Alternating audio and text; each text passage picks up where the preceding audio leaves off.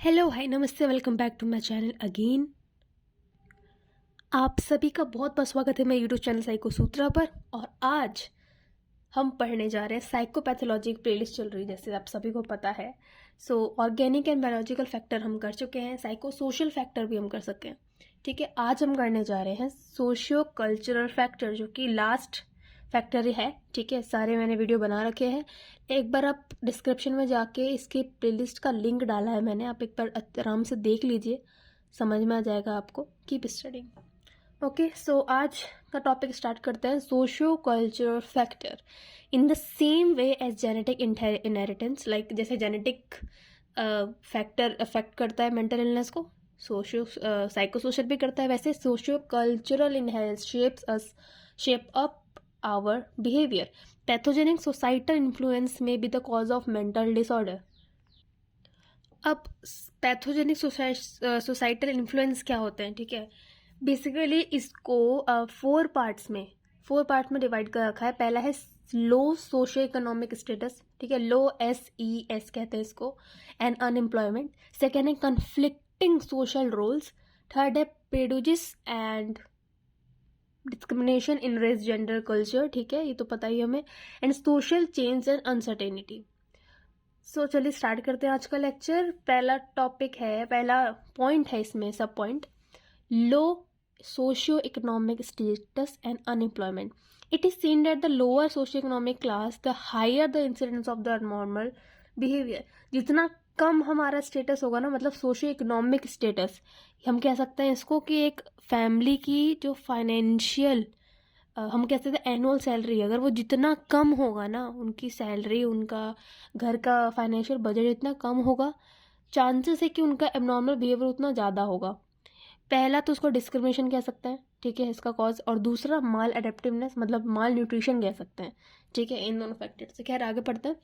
Even there is a strong relationship between the poverty status of the parents and the lower IQs children. Other problems associated with the poverty are poor physical health, less cognitive stimulation in home environment.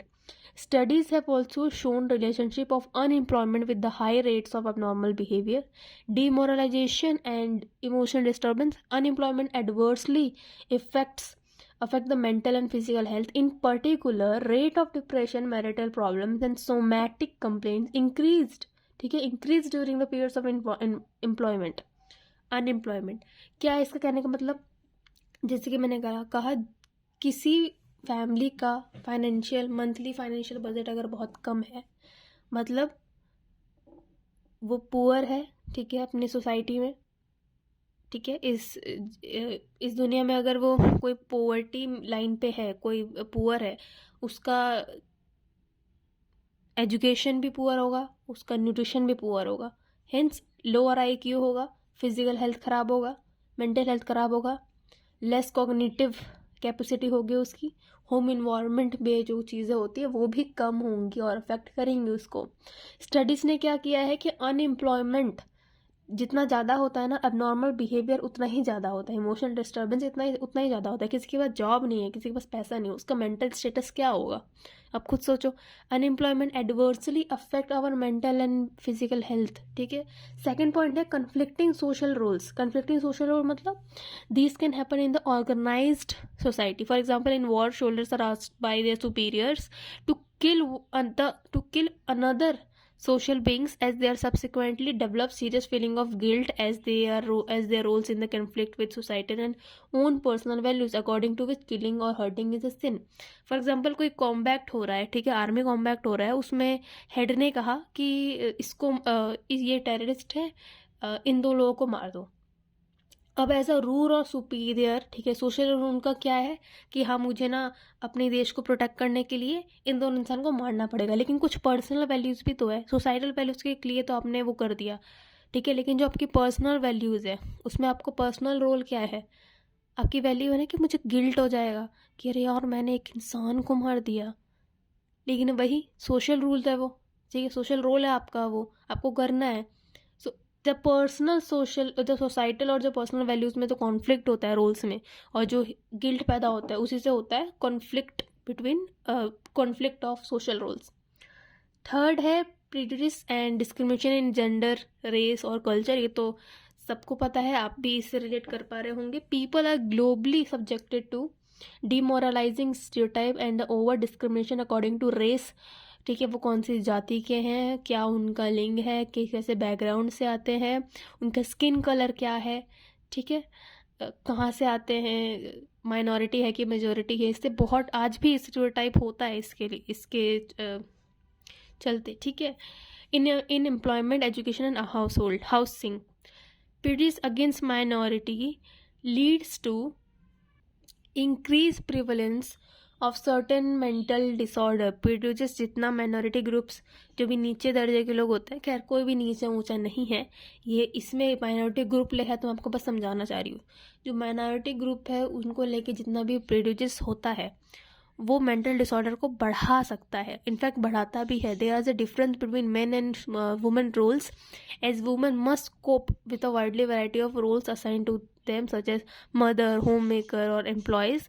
But you know this suffer from various emotional disorders more complex than man. For example depression, anxiety जो है, वो emotional जो disorders होते हैं वो basically एक mother ज़्यादा, ठीक है, मदर मतलब एक फीमेल, एक गर्ल, एक फीमेल ज़्यादा सफ़र करती है मेंटल डिसऑर्डर से, मेंटल डिस्टर्बेंस से, इमोशनल डिस्टर्बेंस से, लाइक डिप्रेशन, एंजाइटी, क्योंकि उनके बहुत सारे रोल्स हैं, like mother, home maker, employees. ठीक है, social change and uncertainty. We are in a fast changing world. ठीक है, कहते हैं ना वी आर सोशल बींग्स और वी आर सोशल एनिमल्स, या कहते हैं कि we are changing beings in this changing world. ठीक है, जैसे जैसे लाइफ चेंज हो रही है, जैसे जैसे वर्ल्ड चेंज हो रहा है, वैल्यू चेंज हो रही है, इंसान चेंज हो रहा है, all aspects of our life are affected. Job change हो रही है, हम चेंज हो रहे हैं. ठीक है, जॉब का pattern change, educational pattern change हो रहा है, हम चेंज हो रहे हैं.